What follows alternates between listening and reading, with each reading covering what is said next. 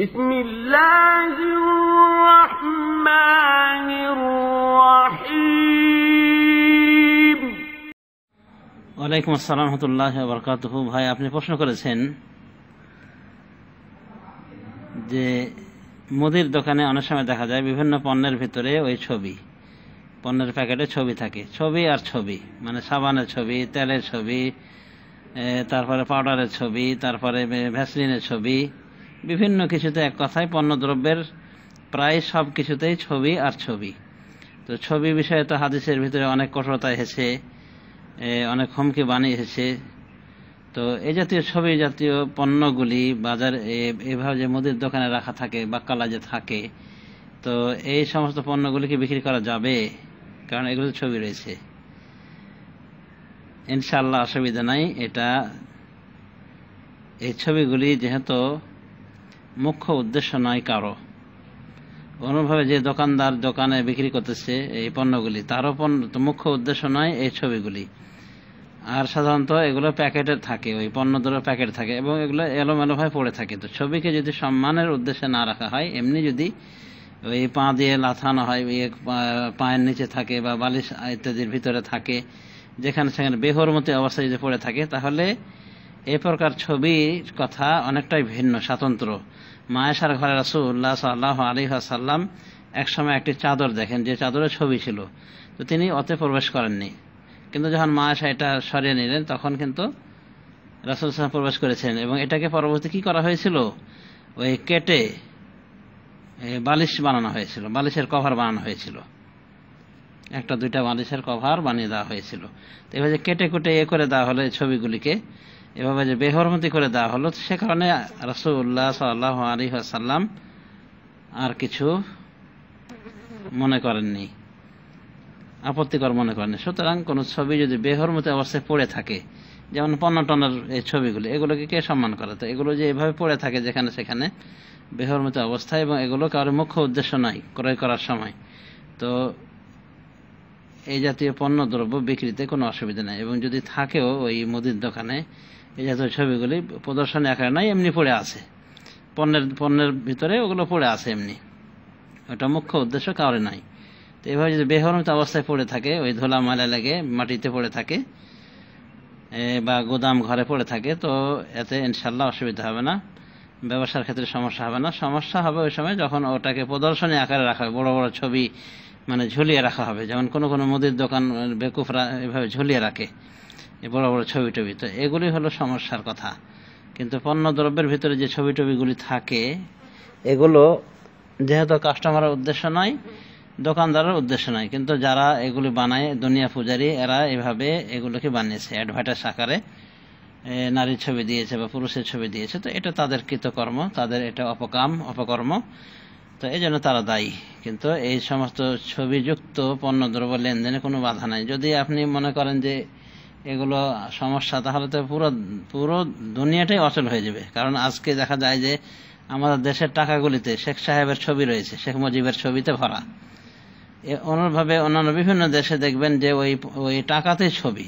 তখন কি করবেন? টাকাটাও তো নেওয়া যাবে না সেই হিসেবে, আর টাকা না নিলে আপনার জীবনটা তো মানে অচল হয়ে যাবে। তো ইসলামটা একটা সহজাত ধর্ম, ইন্না দিনা ইউসরা, আল্লাহ বলছে, আল্লাহ রাসূল সাল্লাল্লাহু আলাইহি ওয়াসাল্লাম বলছে দিনটা হলো সহজ। বুখারী সহ বিভিন্ন হাদিসে এসেছে।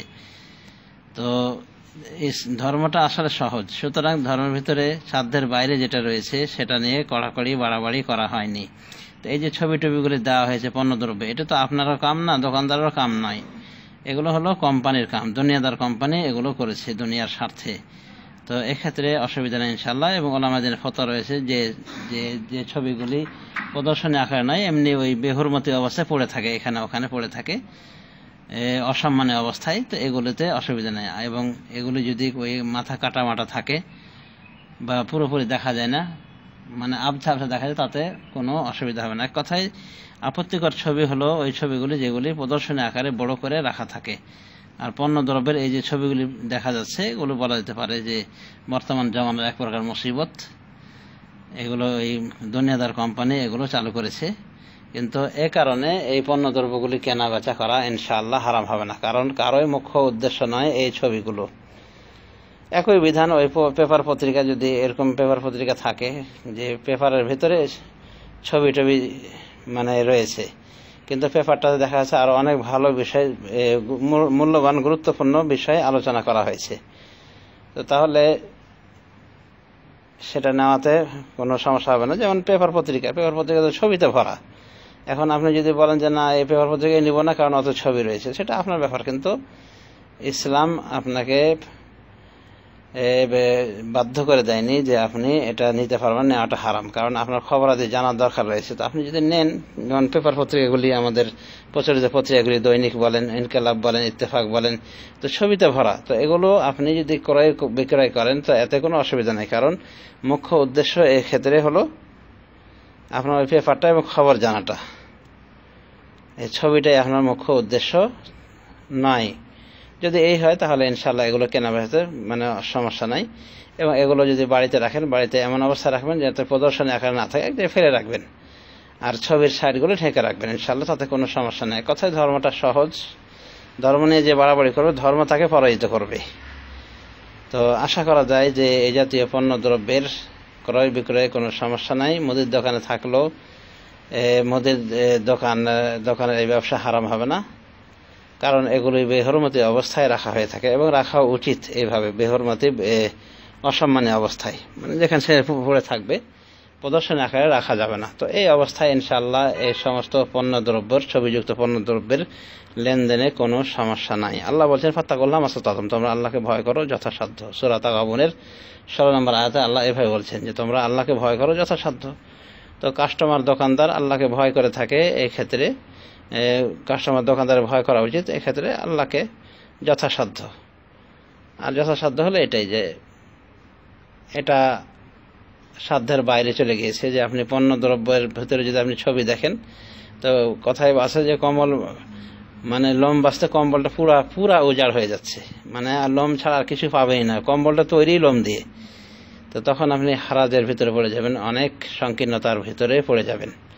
অতএব এই জাতীয় ওই ছবিযুক্ত পণ্যদ্রব্যের লেনদেনে কোনো সমস্যা নেই ইনশাআল্লাহ। বড় বড় ওলামায়ে দ্বীনের ফতোয়া রয়েছে, বড় বড় ওলামায়ে দ্বীন ফতোয়া দিয়েছেন। তারপর দিন ধর্ম যে সহজ, এটাই প্রমাণ বহন করে যে এক্ষেত্রে সংকীর্ণতা আরোপ করা হয়নি, যে আমরা ছবিযুক্ত এই জাতীয় পণ্যদ্রব্য আমরা কিনতে পাবো না। যদি এরকম ধরে নেওয়া হয় যে এমন কিছু পণ্যদ্রব্য রয়েছে, একই পণ্যদ্রব্য কিছু ছবিযুক্ত পাওয়া যায়, কিছু ছবি ছাড়া, তো আমরা ছবি ছাড়া তখন নিব, কিন্তু এটা এক প্রকার অসম্ভব বলা যেতে পারে বর্তমান জামানার বাজারে। অতএব কোনো সমস্যা নাই, চিন্তা করতে হবে না, টেনশনের কোনো প্রয়োজন নাই। এই জাতীয় মুদির দোকানের এই ব্যবসা ইনশাআল্লাহ বৈধ থাকবে যদি ব্যবসার পণ্যটা বৈধ থাকে। আর বিড়ি, সিগারেট, গাঁজা ইত্যাদি যদি বিক্রি হয় তো ওটা তো এমনি হারাম, সে কারণে ওটা হারাম, ওটা ছবির জন্য নয়, ওটা এমনি প্রকৃতভাবেই হারাম, প্রকৃতিভাবে হারাম। তো হারাম যদি পণ্য না রাখা হয়, এই ছবিযুক্ত যদি বিভিন্ন হালাল পণ্য যদি থাকে, তো ইনশাআল্লাহ তাতে কোনো সমস্যা হবে না, তাতে কোনো সমস্যা হবে না। তারপর যেগুলো এই ছবি ওই কোরআন হাদিসের আলোচনা করতে গিয়ে অ্যাড করা হয়েছে, যেমন মক্কা মদিনা দৃশ্য, যেখানে হাজিদের দৃশ্য দেখা যায়, কিন্তু ছোট ছোট একেবারে দেখাই যাচ্ছে না, কিছু চোখ মুখ আলাদা পৃথকভাবে বোঝা যাচ্ছে না, তো এগুলো ছবিতে অসুবিধা নাই। এগুলো ছবি প্রকৃত অর্থে ছবির যেটা প্রকৃত অবস্থা সেটা এখানে ফুটে ওঠেনি, চোখ মুখ নাক কিছুই দেখা যায় না, অতএব এগুলো জায়েজ রয়েছে। কোনোভাবে ইসলামের স্বার্থে যদি কোনো আলোচনা, সচিত্র আলোচনা ভিডিও আকারে হয়, সেটার বোঝাত প্রমাণ হয়েছে, আমরা বলেছি, বরং ওগুলো এক প্রকার ছবি না, বরং ওটা এক প্রকার ছায়াগ্রহণ, মানে পুরোপুরি সে দৃশ্যটাকে দৃশ্যমান করা হচ্ছে যান্ত্রিক সাহায্যে। তো ছবি বিষয়ে আমি ইতিপূর্বে যথেষ্ট আলোকপাত করেছি, সেদিকে যাচ্ছি না। আশা করা যায় আমরা বুঝতে পেরেছি যে মুদির দোকানের পণ্যদ্রব্যের ছবি থাকলে পণ্যদ্রব্যের ভিতরে এই পণ্যদ্রব্যগুলি ব্যবসায় লেনদেন করাতে কোনো সমস্যা হবে না। আশা করি এতে কোনো সমস্যা হবে না, আল্লাহ রাব্বুল আলামিন মাফ করে দিবেন। এই জাতীয় ছবি ভিত্তিক পণ্যদ্রব্যের লেনদেনে ব্যবসায় কাজী টেনশন করার কোনো দরকার নেই। ওয়াবিল্লাহি তাওফিক, সাল্লাল্লাহু আলা নবিয়িনা মুহাম্মদ ওয়া আলা আলিহি ওয়া সাহবিহি আজমাইন।